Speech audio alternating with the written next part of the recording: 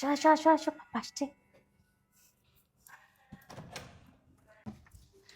আম্মু, তুমি দরজা খুলছো পাপ্পার জন্য? তোমার আম্মু কই? তোমার আম্মু আসে নাই? না? কিরে, তুমি এখানে এরকম ডং করে দাঁড়াইছো কেন? মেরে দিয়ে দরজা খোলাইছো কেন? দেখো কি দেখতাম? তোমার কি আজকে নতুন দেখতেছি? বিয়ে হয়ে 5 বছর হয়ে গেছে, বাচ্চা কাচ্চা হয়েছে, দেখো না দেখতাম। আমি শাড়ি পরেছি। তো শাড়ি পরছো, আমি কি করতাম? আর মেরে দিয়ে দরজা খোলাইছো কেন? তুমি না বলো আমি সবসময় শাড়ি পরি না, তাই তো আজকে শাড়ি পরলাম এত সুন্দর করে। শাড়ি পরছে, শাড়ি কেমন পরছে। লাগতেছে? হ্যাঁ? আমাকে কেমন লাগতেছে? কি কেমন লাগতেছে? দেখো। কি দেখতাম? তোমার কি আজকে প্রথম দেখতেছি? হ্যাঁ?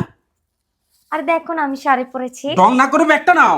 ডং কম করো, বুঝছো? ডং দেখতে দেখতে 4 বছর চলে গেছে। যাও তাড়াতাড়ি ভাত বাড়ো, ক্ষুধা লাগছে। আমি কি ভাত রান্না করছি? আমি শাড়ি পরছি না। কি গো, তুমি ভাত রান্না করো নাই? না। তুমি এক মাইয়া, বুঝছো? তুমি শুধু শাড়ি পরো, সব মেয়েরা তো শাড়ি পরে, তারা কি রান্না করে না? শাড়ি পরলে রান্না করা যায় না? আমি কি সবসময় শাড়ি পরি? সেই জন্যই তো দেরি হইলো। কি দেরি হয়েছে? তো এখন আমি খাবো কি? ক্ষুধা লাগছে না আমার? অফিস থেকে আসছি না।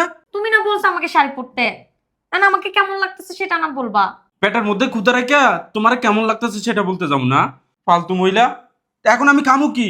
কত সুন্দর করে আমি শাড়ি পরছি, কেমন লাগতেছে সেটা না বলে আইসা স্যান স্যান করতেছো তুমি। তোমার মতো আনরোমান্টিক জামাই আমি কারো দেখি নাই। এত কথা না বলে তুমি আমার খাবার দোষে, আমার অনেক ক্ষুধা লাগছে, বুঝো না কা? পারতাম না আমি তোমার জন্য রান্না করতে এখন? যাও তুমি বাইরে দেখে আসো। আমি আজ জীবনে যদি তুই শাড়ি পরছি দেখিও তো তুমি। হুম, ঢং দেখায়। বিয়ের 5 বছর পরে আইসা শাড়ি পরে রূপ দেখাইতে আসছে আমারে। রান্না বান্না কিছু করে না। তুমি শুধু কাপড় পরছো না, আর কেউ পরে নাই। আগে বলতো তাহলে বাইরে থেকে খাইয়ে আসতাম।